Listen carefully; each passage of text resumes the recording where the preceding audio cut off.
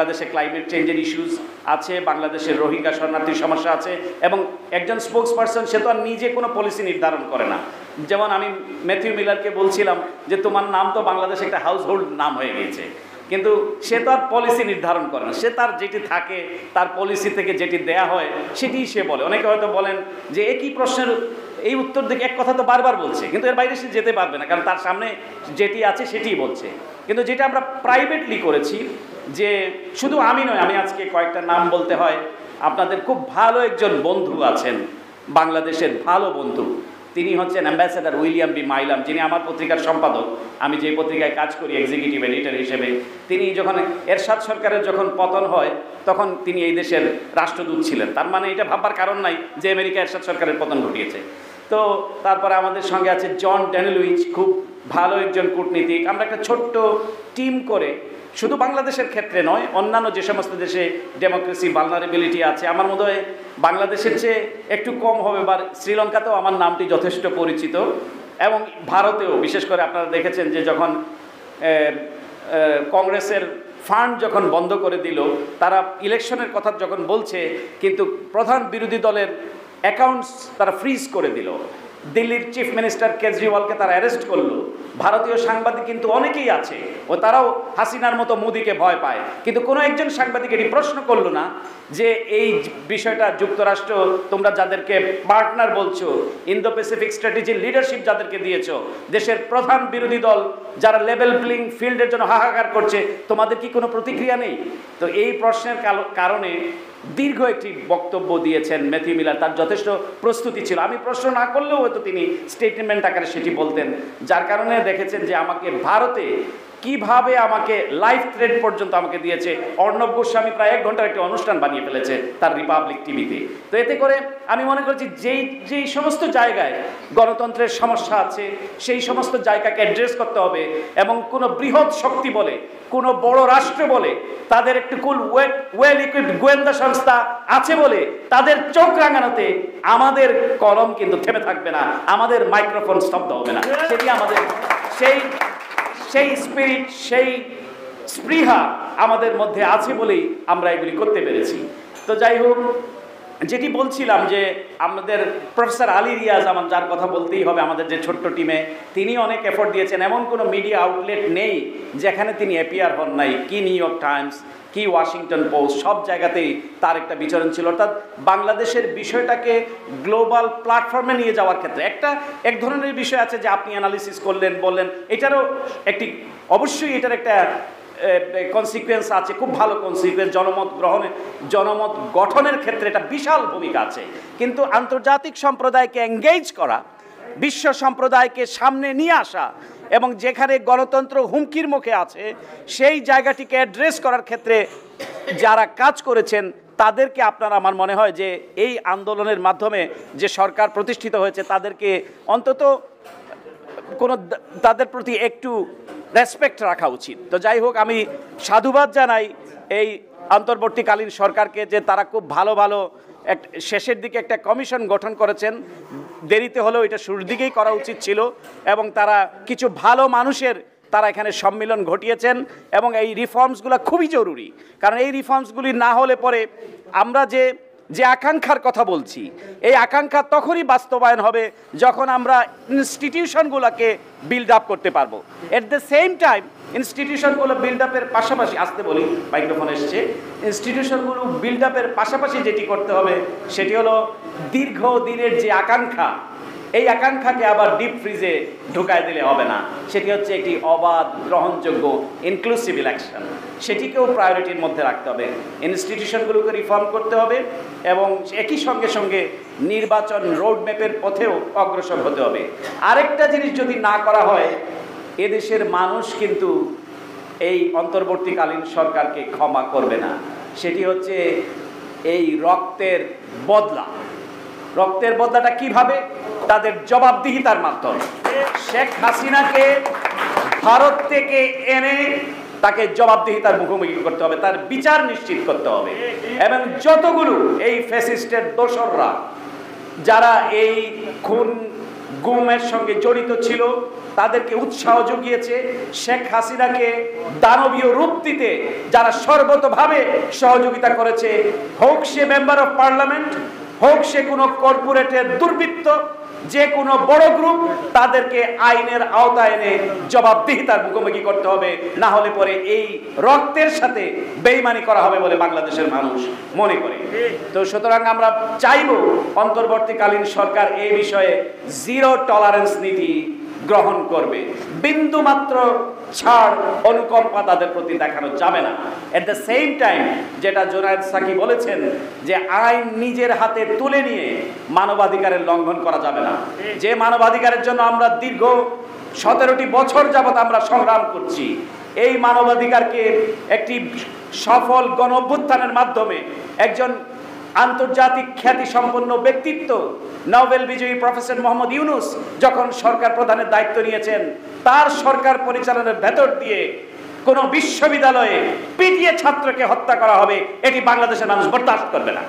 সুতরাং এই বিষয়ে আমি মনে করি জিরো টলারেন্স নীতি গ্রহণ করতে হবে। অবশ্যই এখানে ফ্যাসিস্টদের আনাগোনা আছে, তাদের প্রেতাত্মারা ভর করেছে, কিন্তু তাই বলে যারা সরকার পরিচালনার দায়িত্বে আছেন তাদেরকে যথেষ্ট সতর্ক থাকতে হবে এবং তাদের যারা লিডারশিপে আছেন সেই লিডারশিপটি শো করতে হবে, ইয়েস আই এম হিয়ার। যেমন প্রফেসর ইউনূস যখন দায়িত্ব নিয়েছেন, সমগ্র পৃথিবী জেনেছে যে একজন নোবেল বিজয়ী অর্থনীতিবিদ, যুক্তরাষ্ট্রের দুটি সর্বোচ্চ অ্যাওয়ার্ড প্রাপ্ত একজন ব্যক্তিত্ব সরকার প্রধানের দায়িত্ব পেয়েছেন। সুতরাং তার টিমমেটরা যারা আছেন আমি মনে করি তারা অত্যন্ত বিদগ্ধজন, অত্যন্ত পণ্ডিত লোক, নিজেরা দীর্ঘকাল তারা অ্যানালিসিস করেছেন। আমি মনে করি, বিশ্বাস করতে চাই তারা তাদের নামের প্রতি সুবিচার করবেন এবং মানুষের যাতে আস্থায় বিন্দুমাত্র ঘাটতি না হয় সেদিকেও তারা খেয়াল রাখবেন এবং প্রতিনিয়ত তারা জনগণের পালস রিড করার চেষ্টা করবেন বলে আমরা মনে করি। আর যারা রাজনীতিবিদ আছেন, বিশেষ করে মান্না ভাই সহ বড় বড় রাজনৈতিক দল, আপনাদেরকেও সরকারের প্রেসার গ্রুপ হিসেবে কাজ করতে হবে। আপনাদের ব্যক্তিগত যোগাযোগ আমি বলবো আমার মনে হয় আরেকটু বাড়ানো দরকার। প্রধান উপদেষ্টার সঙ্গে, উনি কিন্তু একজন প্রো পিপল মানুষ, উনি তো এইভাবেই উঠে এসেছেন, তার সঙ্গে যাতে নিয়মিত আপনাদের একটা যোগাযোগ থাকে। প্রধান উপদেষ্টার কার্যালয়েও যাতে এক ধরনের একটা সেল করে যে পলিটিশিয়ানসদের সাথে, রাজনীতিবিদদের সাথে যাতে একটা সেতু বন্ধন তৈরি হয়। কারণ এই সরকারের ম্যান্ডেট হচ্ছে এদেশের মানুষ। যদি এটা বিশেষ ব্যবস্থায় সরকার এসছে, কিন্তু মানুষের জন্যই তো এই সরকার প্রতিষ্ঠিত হয়েছে। আমরা প্রাইভেটলি এটা সরকার কর্তৃপক্ষের সঙ্গে আমরা বলার সুযোগ হয়েছে, পাবলিকলি বলছি যাতে একটা সেতুবন্ধ রচিত হয়, যাতে পলিটিশিয়ানস এবং সরকারের মধ্যে, এবং এখানে যাতে কোনো গ্যাপ না থাকে, কোনো ধরনের অনাস্থা অনৈক্য যাতে না তৈরি হয়, এটি কিন্তু উভয় পক্ষেই সেটি মানে করা উচিত বলে আমি মনে করি। এবং আমাদের কাজ কিন্তু এখনো শেষ হয়ে যায়নি। আমরা একটি স্বস্তির নিঃশ্বাস ফেলছি। আমরা কথা বলতে পারছি, এটি আমাদের সবচেয়ে বড় অর্জন। কিন্তু এই কথা বলাকে প্রাতিষ্ঠানিকীকরণ করতে হবে, অর্থাৎ মুক্ত মত প্রকাশের ক্ষেত্রে রাষ্ট্র যাতে কোনোদিন বাধা হয়ে না দাঁড়ায় সে অধিকার আমাদেরকে নিশ্চিত করতে হবে। মানবাধিকার যাতে আফোল্ড হয় সে ব্যাপারে আমাদের সর্বতোভাবে কাজ করতে হবে এবং জনগণ যেটি করতে পারেনি, তাদের যে আমানতদারি জনপ্রতিনিধি নির্বাচন, সেটি যাতে নির্ভয়ে, নির্দ্বিধায়, নিঃসংকোচে করতে পারে সেটি সৃষ্টি করতে হবে। তাহলেই পরেই একটি জন আকাঙ্ক্ষার যে শিরোনাম দেয়া হয়েছে সেটি বাস্তবায়ন সম্ভব। এই বলে এবং যারা এই অনুষ্ঠানটির আয়োজন করেছেন তাদেরকে আন্তরিক ধন্যবাদ জানি। এবং আমি এই গরমে বক্তৃতা করা মানে আপনাদেরকে একটা পানিশমেন্ট দেয়া, তো আমি এই পানিশমেন্ট যতটুকু দিয়েছি আরও হয়তো আমি দেওয়ার ইচ্ছে ছিল, কিন্তু আমি আর দিতে চাই না। আপনারা দীর্ঘক্ষণ এই গরমের মধ্যে যারা আমার কথা শুনলেন সকলকে ধন্যবাদ জানিয়ে, কেন বহির্বিশ্ব বাংলাদেশের ইস্যুতে অ্যাড্রেস করছে এক কথায় উত্তর দিয়ে, যে মার্টিন লুথার কিংয়ের একটি কথা আছে, injustice anywhere, threat to justice everywhere. পৃথিবীর কোথাও যদি বিচারহীনতা থাকে, এই বিচারহীনতার সমস্যা কেবলমাত্র ওই দেশের সমস্যা না, এটা সর্বত্র সমস্যা। যে কোনো বিশ্ব মানবতার জন্যে, বিশ্বের গণতান্ত্রিক কামী রাষ্ট্রের জন্যে, সকলের জন্য এটি সমস্যা।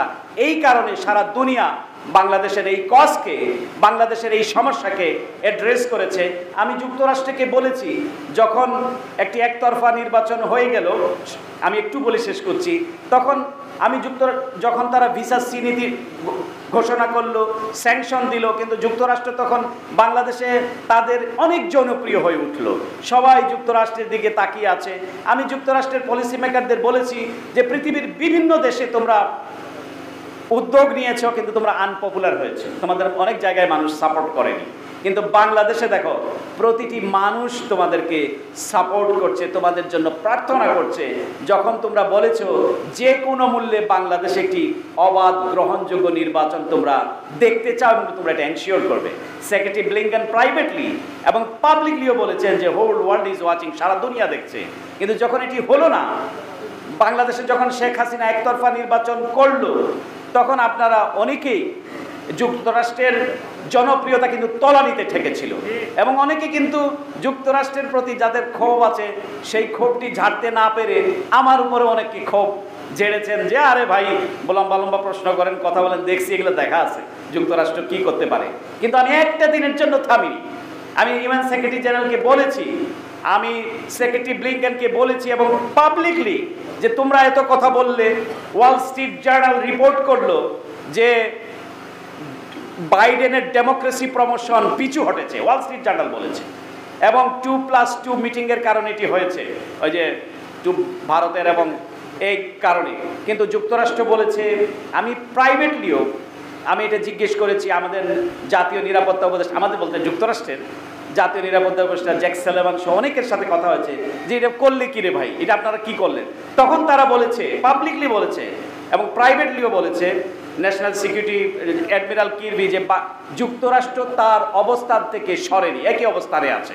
আপনারা তখন হেসেছেন যে অবস্থান আবার কি, শেখ হাসিনা নির্বাচন করে সরকার প্রধান হয়ে গেল, তাদের অবস্থান পরিবর্তন হয়নি, এটা আবার কি, শেখ হাসিনা তো থাকবে অনাদি অনন্তকাল ধরে। তো সুতরাং যুক্তরাষ্ট্র কিন্তু চেয়েছে যে জনগণের আকাঙ্ক্ষার যাতে বাস্তবায়ন হয়, এটা বলেছে যে কোনো মূল্যে জনগণের আকাঙ্ক্ষার বাস্তবায়ন দেখতে চায়, এবং জনগণের আকাঙ্ক্ষার বাস্তবায়নও বাংলাদেশে 5ই আগস্ট হয়েছে বলে শেখ হাসিনা তাদের নির্ধারিত, তাদের কোট করছি যে তাদের স্বামীর, তাদের পররাষ্ট্রমন্ত্রীর ভাষায় তাদের স্বামীর দেশে চলে গিয়েছে। তো যাই হোক, এই শেখ হাসিনাকে তাকে জবাবদিহিতার আওতায় আনতে হবে, প্রত্যেককেই জবাবদিহিতার আওতার এনে একটি সব প্রতিষ্ঠানগুলোকে সুচারুভাবে যাতে কাজ সম্পাদন করতে পারে, ভালো ভালো মানুষগুলো যাতে এই সরকারের সাথে সম্পৃক্ত হতে পারে তার ব্যবস্থা করে, যাদের কমিটমেন্ট আছে, গার্ডস আছে, কারেজ আছে এবং দেশপ্রেম আছে, এই সমস্ত মানুষকে নিশ্চয়ই সম্মেলন ঘটিয়ে প্রফেসর ইউনূস তার নামের প্রতি সুবিচার করবেন, যেভাবে তার নামের খ্যাতি সারা দুনিয়া জোড়া। এই আকাঙ্ক্ষা বাস্তবায়ন ব্যক্ত করে আমার কথা এখানে শেষ করছি। সকলকে অশেষ ধন্যবাদ। আসসালামু আলাইকুম। ধন্যবাদ আনসারী ভাই। আজকের বিদ্যুতের এই অবস্থার জন্য আমরা বিব্রত, সবাইকে